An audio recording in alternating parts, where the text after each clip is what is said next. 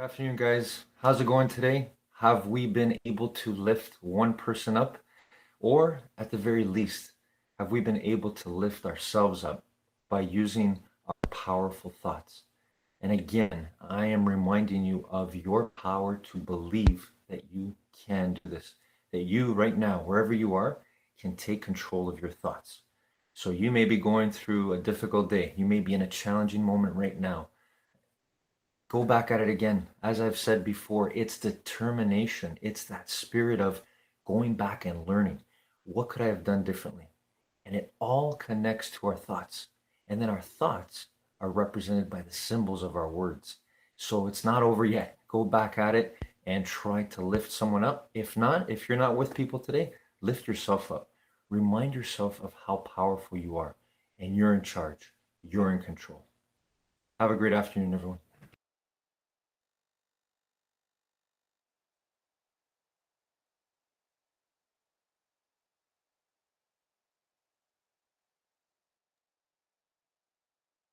Business is not where you want to be. You need to take massive action. And if that doesn't work, try something else. If that doesn't work, try something else. Don't worry about planning to 100%. Instead, find the 2% difference. What can you do right now to get 2% of the way? Rise and shine, it's espresso time. So let's start your day off right together. Over to you, Tony Robbins. I wake up every morning. Espresso, keep me going. I wake up every morning. If you find your passion, you're going to have this tremendous energy. It's sustainable energy. But momentum requires you always do the next thing to keep the momentum going. And the reason you get yourself in a passionate place is so that you change your life. And the only thing that changes your life is making a decision. So while you're in this passionate state, that's where you make decisions.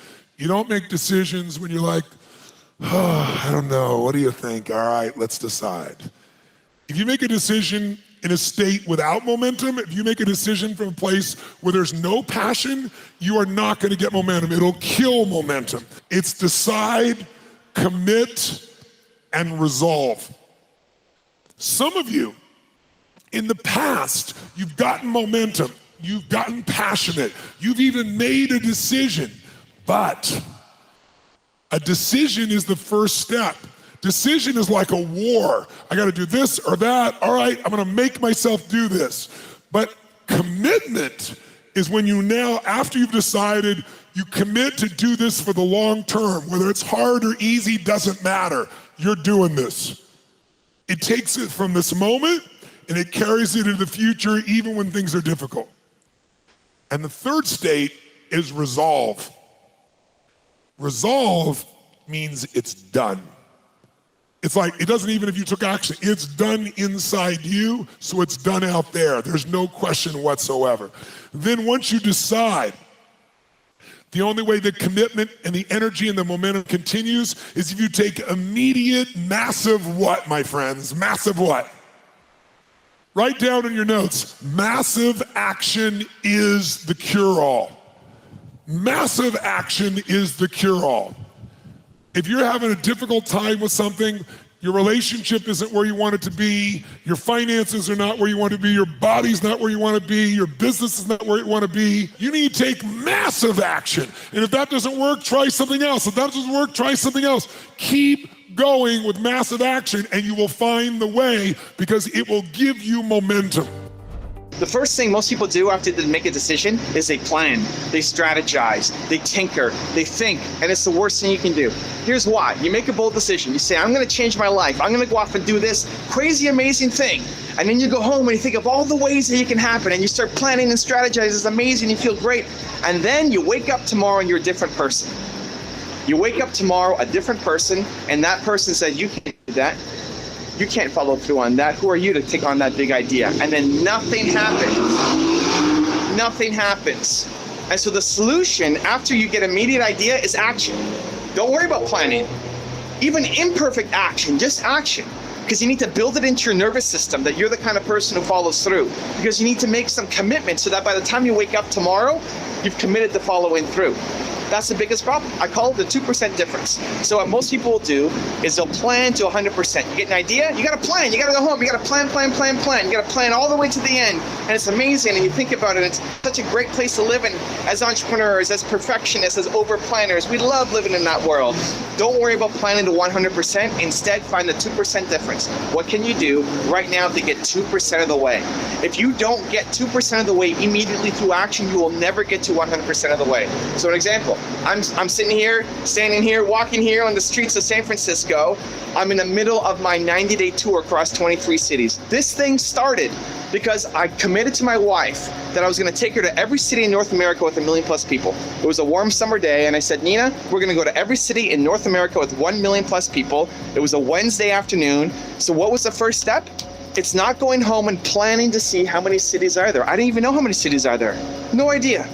It's not planning about how is Nina going to leave her job because she had a full-time job. It's not planning about how long it's going to take. None of that. Don't go home and start researching that. It's the wrong first step. The first step is, what's the one city that I can hit immediately? It's Wednesday afternoon. What's one city I can go to this weekend to start building immediate momentum, the 2% difference? And so I said Boston. I thought Boston was the closest city to us that we hadn't both been to. And so I said, Nina, this weekend we go to Boston. It's Wednesday. On Friday, after your work, I'm going to pick you up and we're going to go to Boston. And then I brought Danny and his business partner at the time, my camera guys, to help us film it. That was the start, immediate action. So here's what happens when you do that. When you go up to the 2% difference, you go idea to action, idea to action, idea to action. You start training it. You start burning into your nervous system. You start building momentum. And then, this is the magic thing, your head starts working with your heart. Your head, instead of talking you down from doing the crazy thing, starts thinking, holy crap, we committed to this. Now I have to figure out a way to do it. Now I'm going to Boston. Now I got to figure out what am I going to do in Boston? Who am I going to connect with in Boston? Where are we going to stay in Boston? How are we going to get to Boston? What's our itinerary going to look like in Boston, right? Your head now starts working with you alongside your crazy vision instead of the other way around. Because often you make a decision feeling bold, amazing, unstoppable, and then your head talks you down from it. So I believe that the decisions that you make when you're feeling bold are actually the right ones for you. The decisions that you make when you're feeling bold, unstoppable, crazy, confident, you decide you're going to do something, those are actually the right ones for you. And then your head gets to work and telling you why you can't do it. 99% of the rest of your life is your head telling you that you can't do it, that you're not good enough, that you're not strong enough, that you're not capable enough, that you don't have the skills, beliefs, mindset, the resources to be able to do it, right? That's the problem. So you make a decision, and then the immediate thing you have to do is do the 2% difference. Take immediate action on that thing.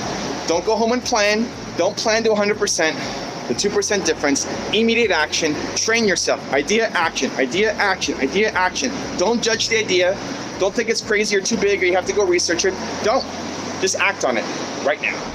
Now I've got a really special bonus clip that I think you're going to enjoy. But before that, it's time for the question of the day. I want to know, what was your single biggest takeaway from this video and your plan of action for the next week? The science says that when you just watch a video, you get motivated, you get inspired, you have a 35% chance of following through on your goals. 35%, that's not enough. That's not enough just to get motivated. Believe Nation, we're here, you're here. Today matters, you're an action taker. When you commit to a plan of action, of when and how you're going to follow through. When you write it down, you have a 91% chance of following through. And when you commit publicly to somebody else, it jumps to 95% chance. From 30-something% to 95% chance of you following through. Believe Nation, we need to make this happen. So question of the day, your single biggest takeaway from this video and your plan of action specific for the next week. Put it down in the comments below, and I'm going to show on screen sometime next week to celebrate you.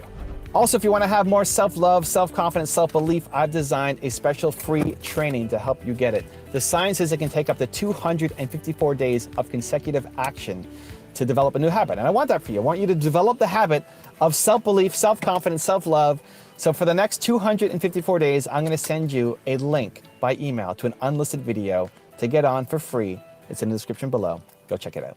If you want to change your life, my friends, you got to change your physiology and you got to change your focus. My very first thing I do when I wake up in the morning is I want to get my head right. I do this thing called priming. Today, what creates marketing is when you don't just market, but you add value to people. If you're going to get a new result, if you're going to grow your business, if you're going to be able to support your mom, if you're going to get rid of the anxiety, if you're going to be able to overachieve and not have all that fear inside of you, you obviously need to get a new result you're gonna have to get new action. We all know that. You don't get new results with old actions doing the same thing. Exactly. What human beings can do, this is a human being, believe it or not, I majored in art.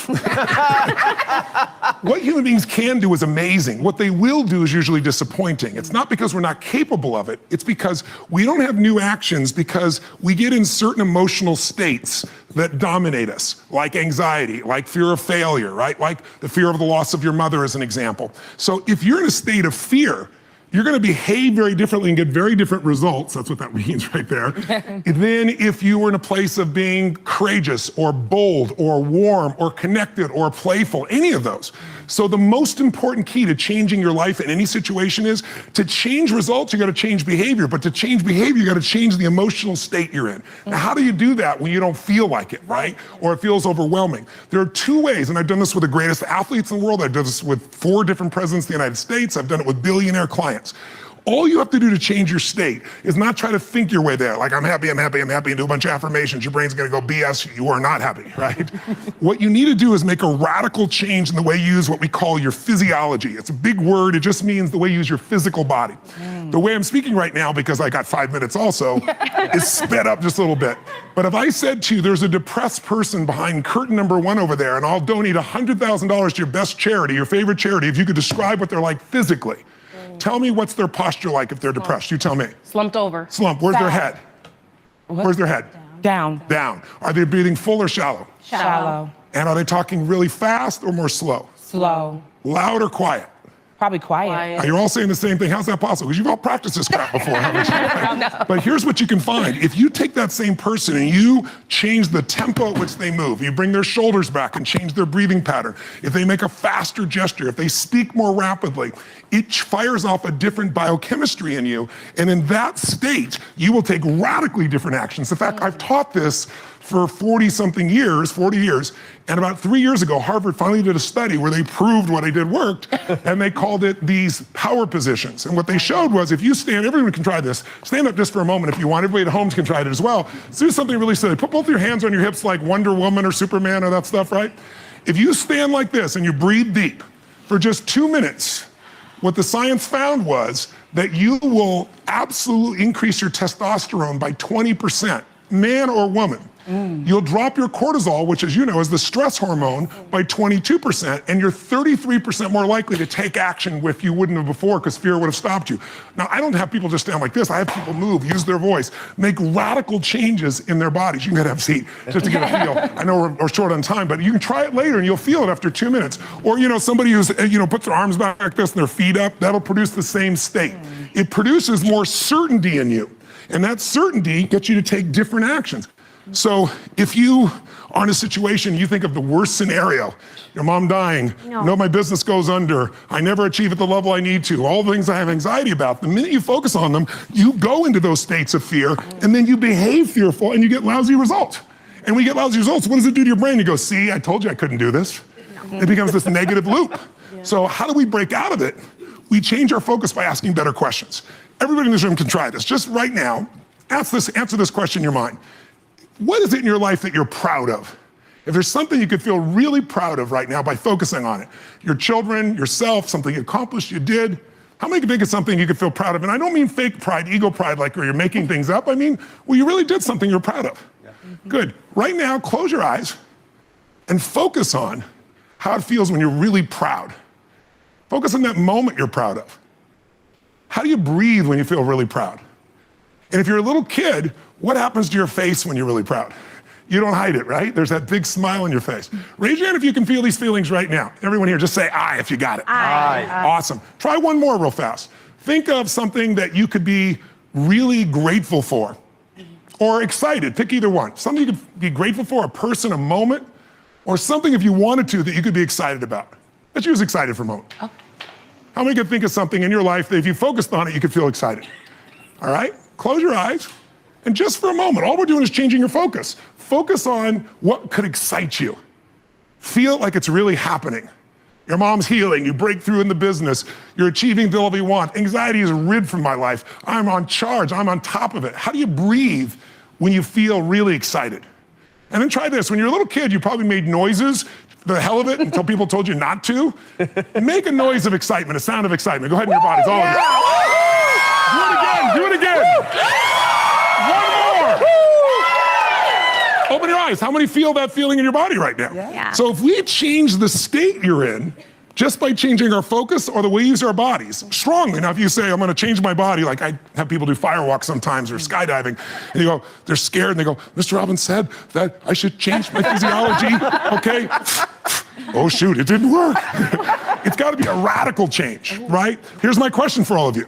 If you focus on what you want, life has probabilities, there's no guarantees, but you increase them when you change your state. And that's really what this is all about. Learning to change your body and learning to change your focus. Treat people at the end of the relationship like it's the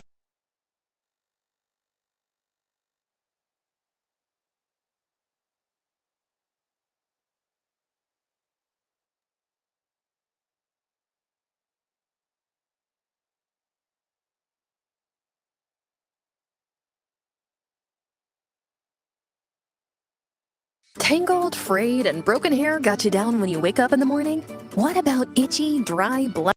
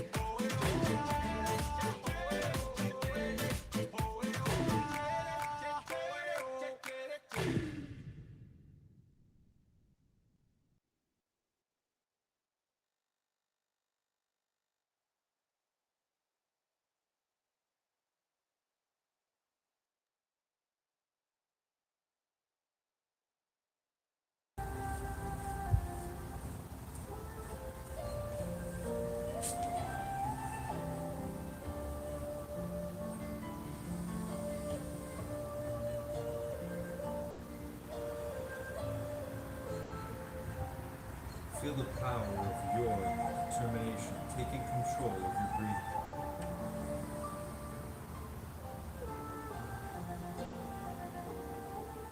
Feel the power of your presence, your gift right now in this moment.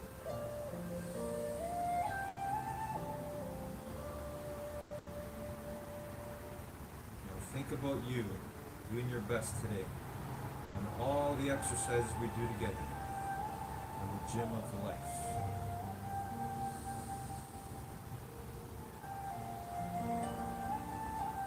See, we are so powerful, we get to think, create, imagine in our minds, and make real in the world.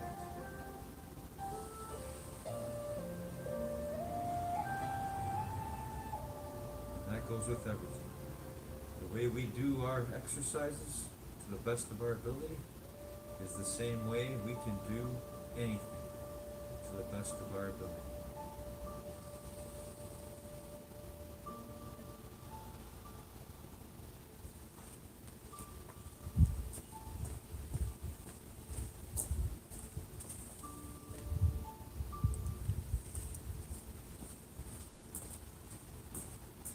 All right, good morning, determination. How's everyone today? Here we are again, another day in the gym of life. Again, circumstances may not be ideal. Perhaps this is not exactly where we want to be right now, but we're going to make the best of it. So let's do this together. Here we go. When I say go, we're going to start jogging on the spot. Or if you want, you can simply do your best walk on the spot. Okay, here we go together. And go.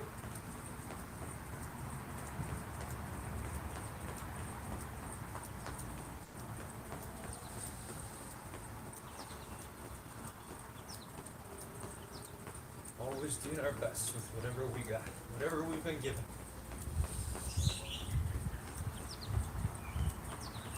The gym of life is everywhere, never ends. Wherever you are, whatever you're doing, whatever your situation is, if you're here right now watching this video, we are together, we are united, mind and body.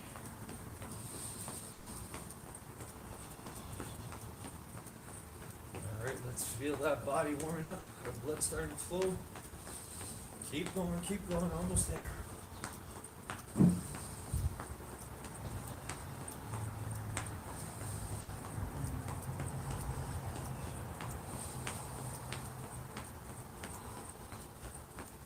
And stop. Alright. Walking back and forth, side to side, within the space that you have, or simply walking on the spot if that's all the space you have.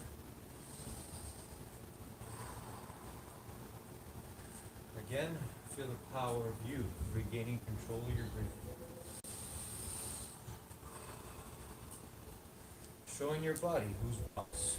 Showing your mind who's boss. The way we take control of that breathing, the same way we can take control of our lives.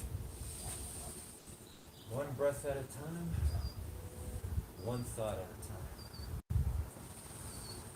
All right, everyone, let's do some shoulder rolls. Here we go. Shoulder rolls, 10 forward.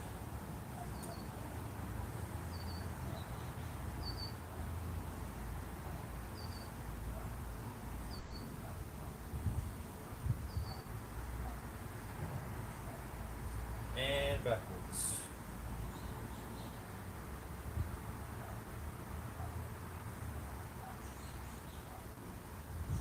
Once again, feel the pure joy of you, your presence, your being right here, right now. Feel the gratitude that you can show for being able to move your body. All right, arm circles forward, 10 forward.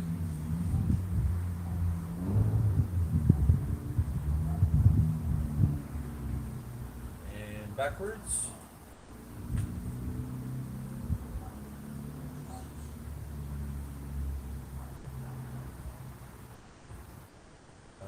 Okay, hands on our hips, bend our knees, and let's side stretch. 5 on each side. Keep those knees bent. Alright, and let's twist our bodies. 5 on each side again. Feet flat on the floor. Just twisting our hips. Alright, let's do 5 push-ups, everyone. That's 5 push-ups. Here we go. If you got to keep your knees down on the ground, you can do that. Okay, 5 sit-ups.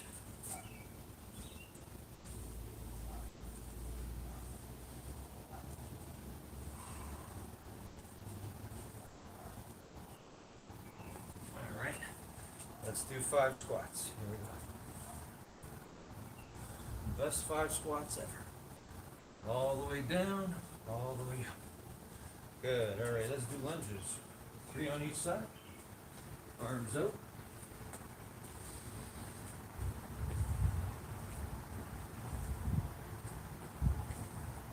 Okay, let's do 10-second planks. Belly's knees off the ground.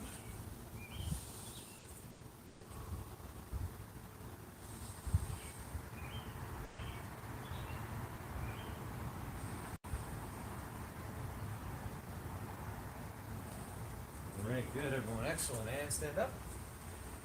And let's reach for the ceiling or the sky, wherever we are. Here we go. On your toes. Hold it for 10 seconds.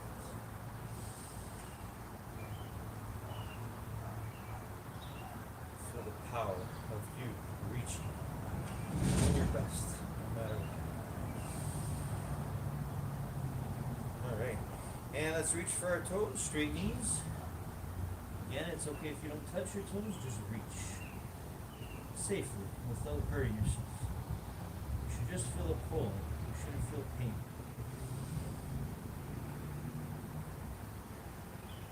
Okay, come on back up. And let's work on our balance. Grab one leg. Find that balance. Bend the other knee if you have to. And pull back your heel towards your bottom. Pull that thigh back. Hold it for 10 seconds. Feel the power of you finding your balance right now. And switch. The other one.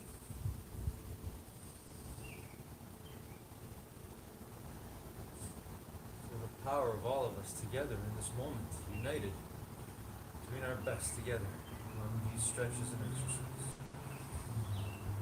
All right, and switch. This time hug your knee, the other side. And work hard to find that balance. Think about what you're doing. Hold it there for 10 seconds.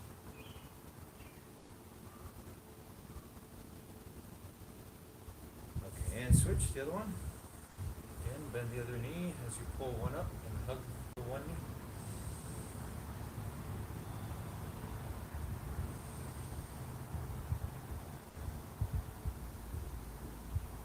Okay, good. All right, and let's sit down. Let's do our V-shaped stretch by reaching for the floor as far away from your body as you can. Hold it for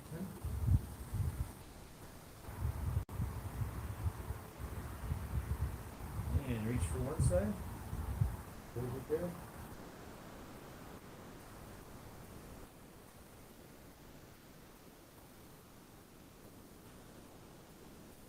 And switch the other side.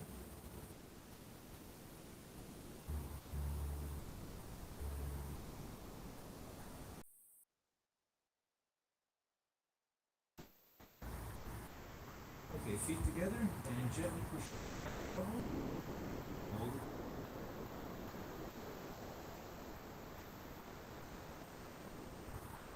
Again, enjoy fully the process of what we're doing. Working on our bodies and working on our mind. Every stretch, every movement. Okay, one leg forward, one leg back. Keep the knee on the ground, go as far back as you can.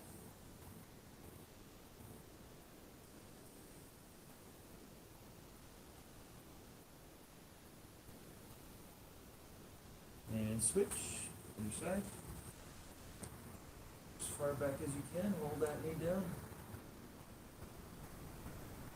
Always reach. Point a little bit more than you did last time. Alright, okay, and legs crossed. Actually, before we do that, let's roll onto our bellies. And let's push the floor and look up at the sky or ceiling. Hold it for 10. Here we go.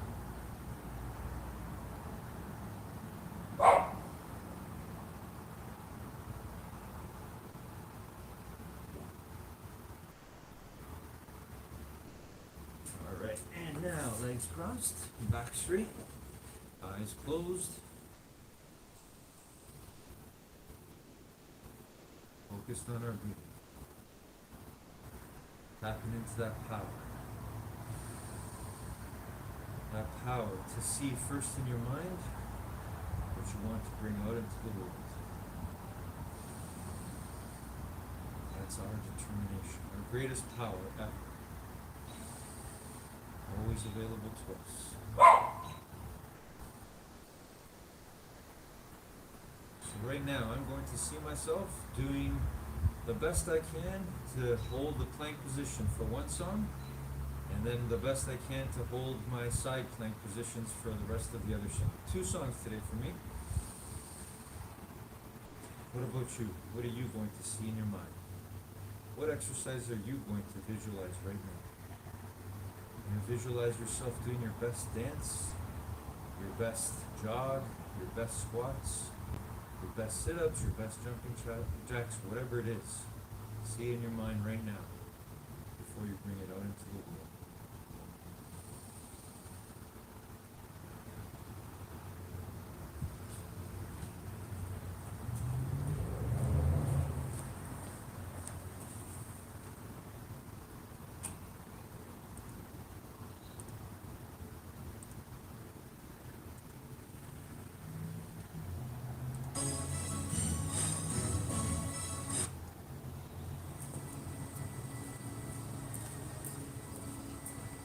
Okay, here I go, plank position, holding it as long as I can. Here we go.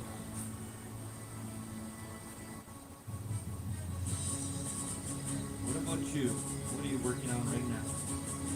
Whatever you're doing, do it to the best of your ability and feel the joy. Feel the power of you loving what you're doing right now.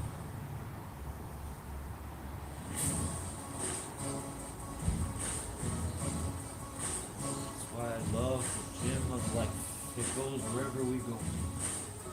Whether we're at school, whether we're at work, at home, we have that power. We have that power to control our minds, to do our best on whatever it is we're doing. Whether it's a plank, whether it's sitting down, your legs crossed, your back straight, meditating, whether it's reading a book, whether it's being your best, kind to your friends, your family, do it with everything you got, with every part of your being. You were born to do that. No matter what's going on around you, you control what goes on inside your mind, and therefore what goes on in your body.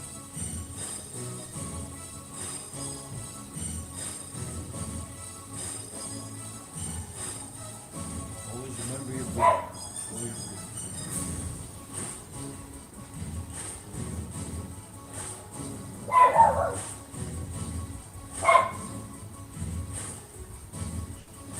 I love the joy of feeling that moment when it comes, when my body wants to quit, when the discomfort is getting to be too much. And then I stand in that space, I get to determine it. I get to choose. I get to make the winning choice. That's determination. To keep going as much as I can, a little bit more than last time. I feel my muscles achy, trembling. But I get to choose. No, I get to determine. I get to make the winning choice of not giving up, no matter what. And if I do choose to lose, I give up, I get to come back again and again, every single time. It's the same power you have. We all have.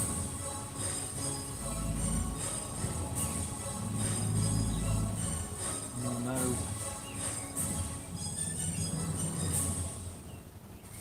Alrighty.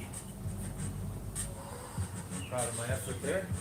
Next song, we're going to hold the side plank position for one side and then side planks for the other side. Show you in a moment.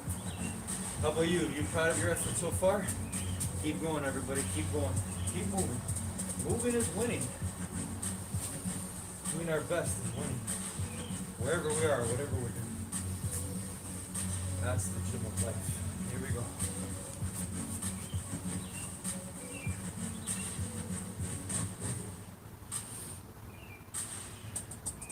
You can feel free to do what I'm doing, or again, if you want to decide to do something else, something that you want to improve on from last time, an exercise, whatever it is, keep doing it, keep going, do your best, try to do a little bit better than last time.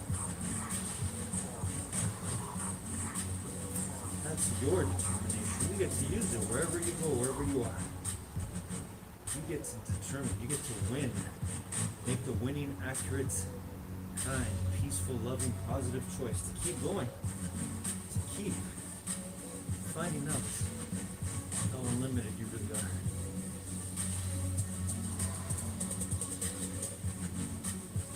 So I'm just trying to hold my my body in a plank position with my one elbow down, other arm on the side of my body, and I'm trying to make sure that I'm lifted off the ground.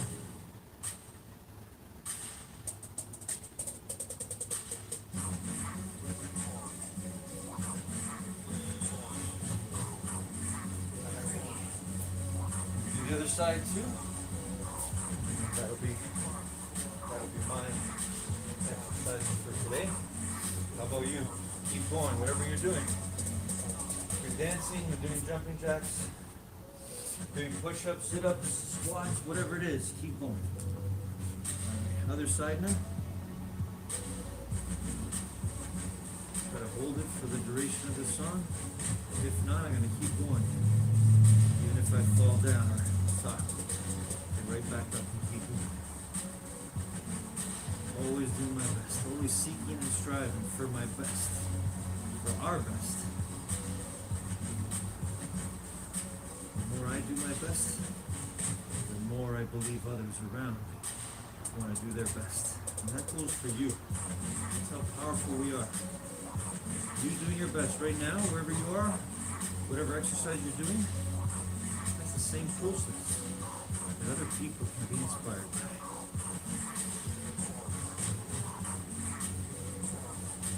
Really simple. Just live. Be your best. Be your true being. Don't let negativity, don't let fear, don't let the pain, the discomfort stop you forever. Keep going. Find out your pure joy, your happiness. All through your body and your mind, together as one.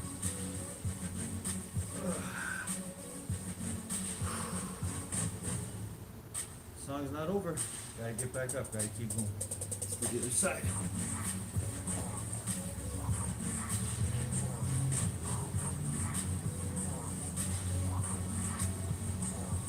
You too, keep going until the music stops. Don't stop, keep going. All right, excellent job.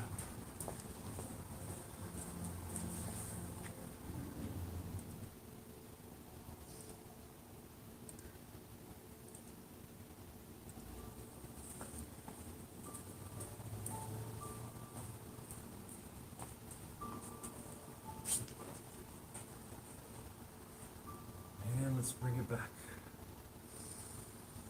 Let's connect our breathing. Body to our mind, to our energy.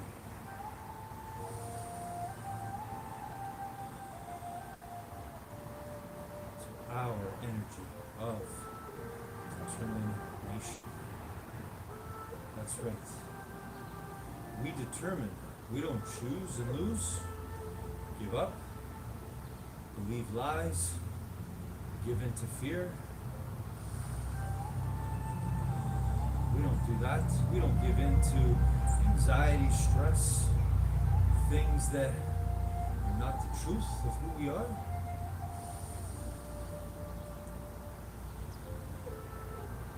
The way you did your best today, whatever exercises, stretches you chose to do, it's the same process you get to use here, now, wherever you go.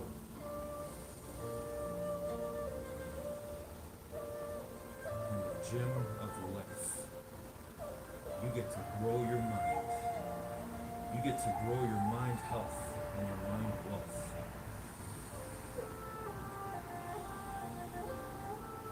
It's all possible if you determine, make the winning choice to be kind, to be peaceful, caring, loving, appreciative, grateful for everything you have here and now.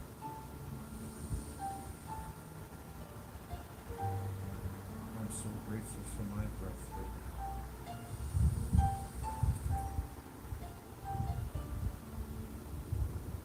I'm so grateful for you.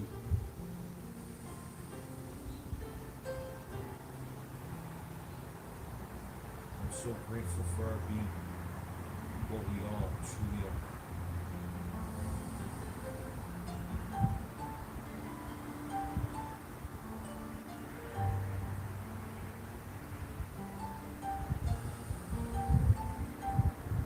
I'm proud of my effort today, and I hope you are proud of yours. Because that effort, that process, that determination you use,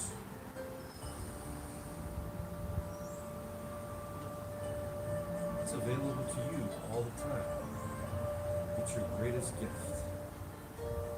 So don't ever give up on using your determination to be your true, kind, positive, loving self. To control your own mind, no matter what is going on outside of it. You are infinitely intelligent, powerful beyond measure. And you get to work now more than ever. Your own mind, your own body, your own energy. Making yourself better now so that you can be better forever.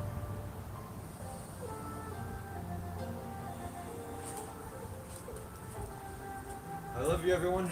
Have a great week. Have a great day. Enjoy your life every moment, no matter what. We are united always. Love you guys.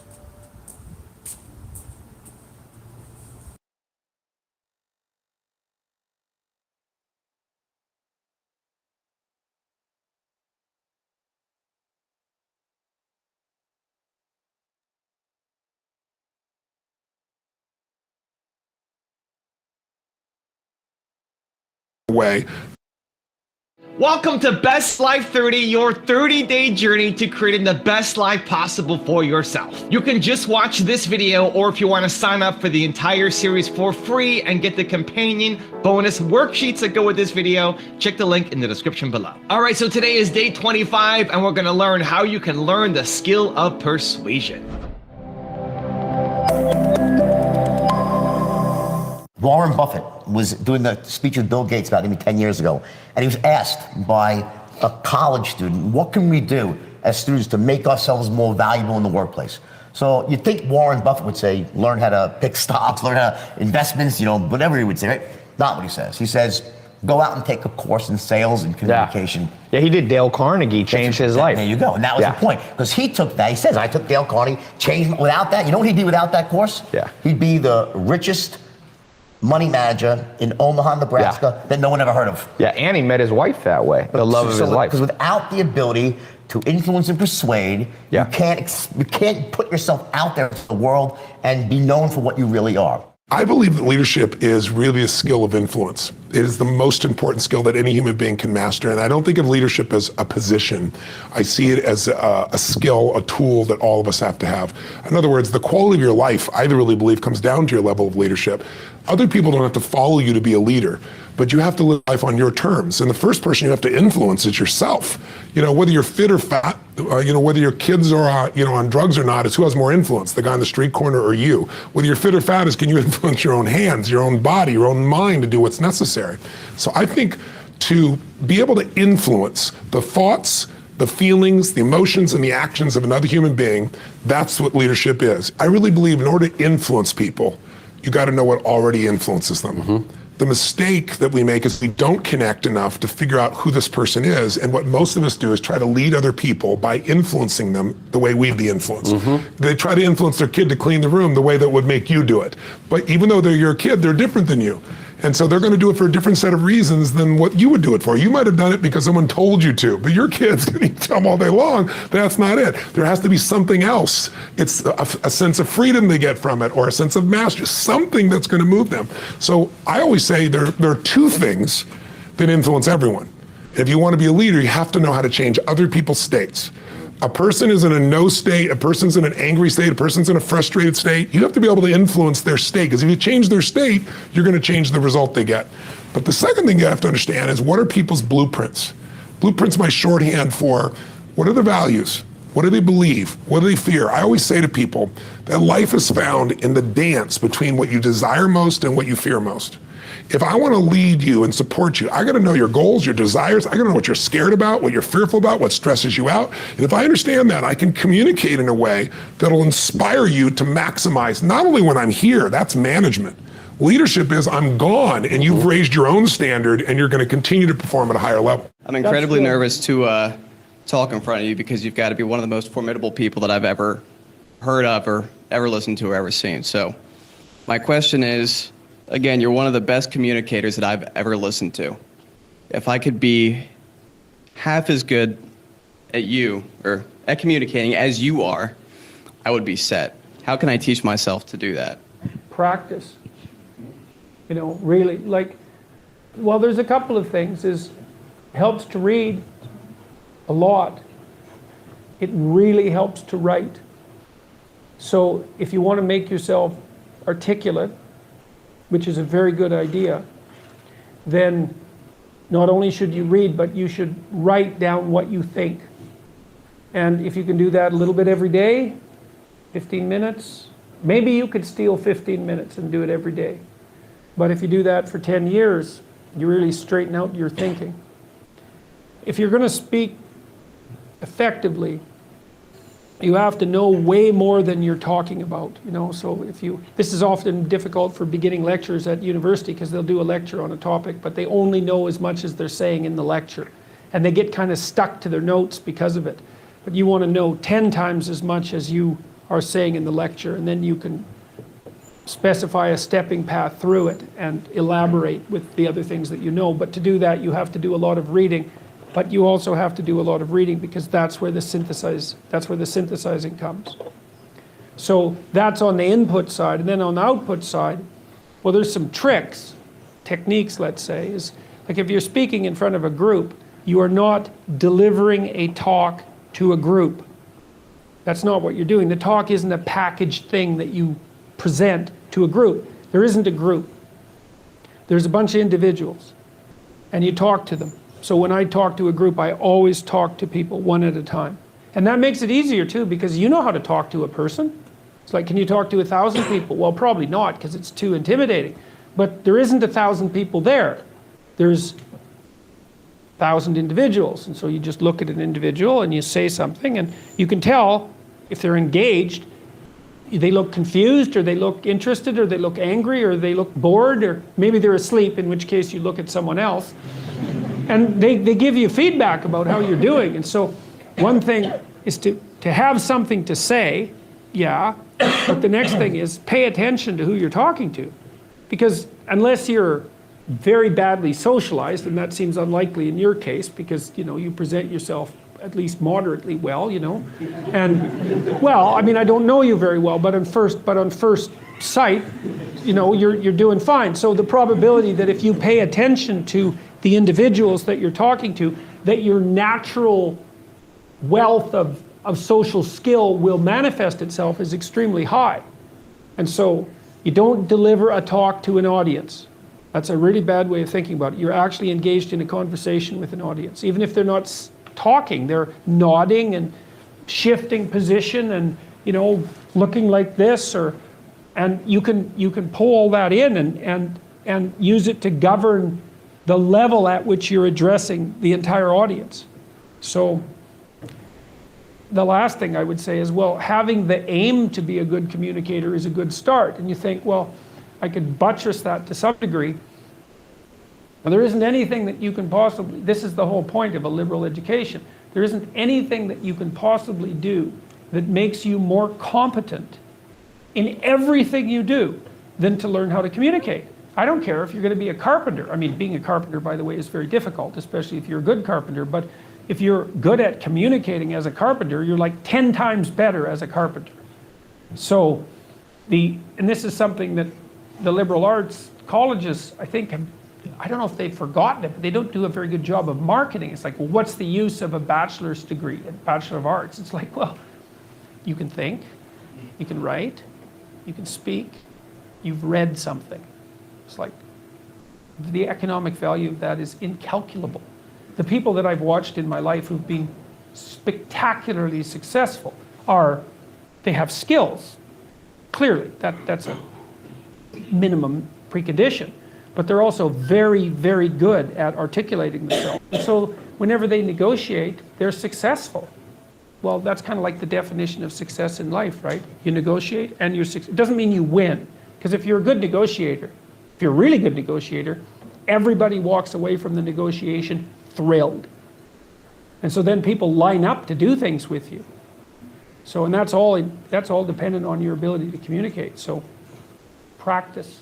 Persuasion in anything. So if you want to persuade your children, if you want to persuade someone to take a look at your faith, if you want to persuade someone in business, if you want to persuade someone to help you in anything or help them in anything, it's real simple for me. Monster belief. And so you can't transfer to me that which you're not experiencing yourself, right? So you can't give me people are always trying to come up with a magic word, the magic close, the magic this. And there are words you should and shouldn't use in persuasion, no question about it, right? There are words that are more effective than other words. And clearly, to be successful in any business, you need to know what those words are in your business. But the best persuaders, the best motivators, the best speakers, the best physicians, the best school teachers, the best parents are incredible persuaders.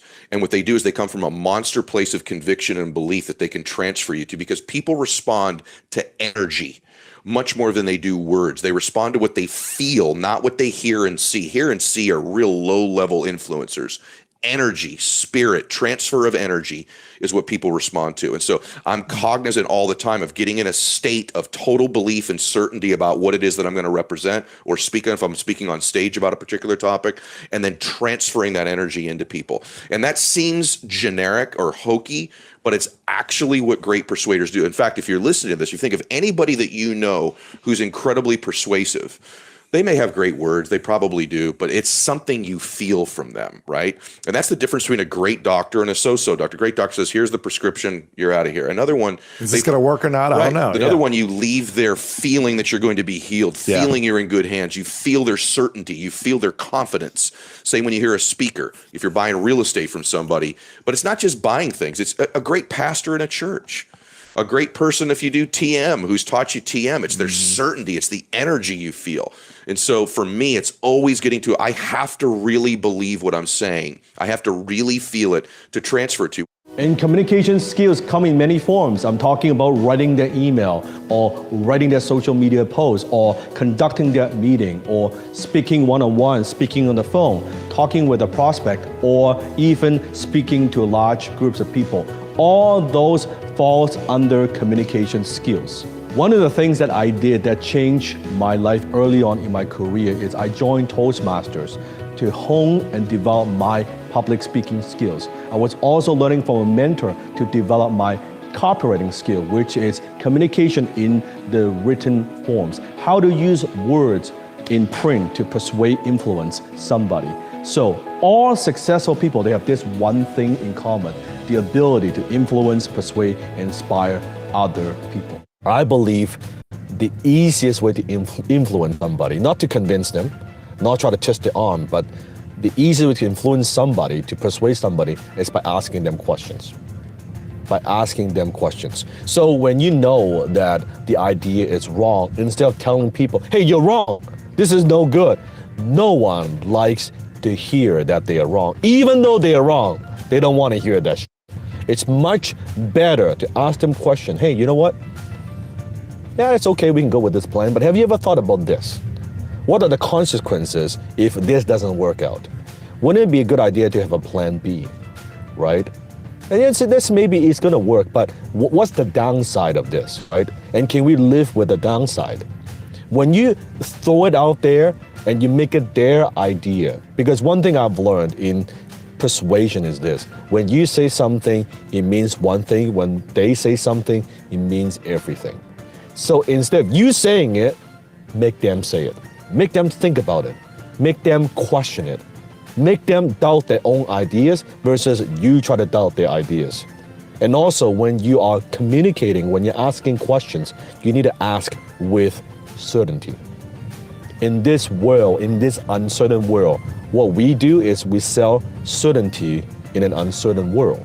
That's what we do as closers, as entrepreneurs, right? As influencers. Understand human beings. We tune into the radio frequency called WIIFM, and that is what's in it for me. We are sometimes very selfish, unfortunately. We're thinking about, why should I pay attention to this? Why does it even matter? What's in it for me? Why should I even give you the time? So when you say the word you, it automatically communicates, hey, this is something for you. Pay attention. Imagine you are walking down the street and you hear someone yells, hey, you! You're like, oh, is that me? Is that me? That's the power of that word. So in your messaging, in your marketing, or even when you're selling one-on-one, are you using a lot of you, or are you using a lot of I or me or our company? Use a lot more you than I. You'll automatically be more persuasive. Let's talk today about negotiation tactics. One of the most powerful of all is called persuasion by reciprocation. Now, this is based on what is called the law of reciprocity. It's considered by many to be the most powerful law of human nature. And what it says is this: if you do something nice for me, I'll do something nice for you. I feel obligated to reciprocate. For example, if we go out to lunch together and I say, I'll pick up the lunch, you almost always say that I will pay for it next time. And next time you insist on paying for the lunch. Now, there's several different types of reciprocation. There's, of course, emotional reciprocation, where you make people feel good. You say, thank you, it's a pleasure to meet you. I know how busy you are. Thank you very much for your time. Or this is a beautiful company, or it's a great opportunity for me to speak to you. Whenever you say anything that causes people to feel better about themselves, they have a deep unconscious need to reciprocate. There's another type of reciprocation which is called material or financial reciprocation.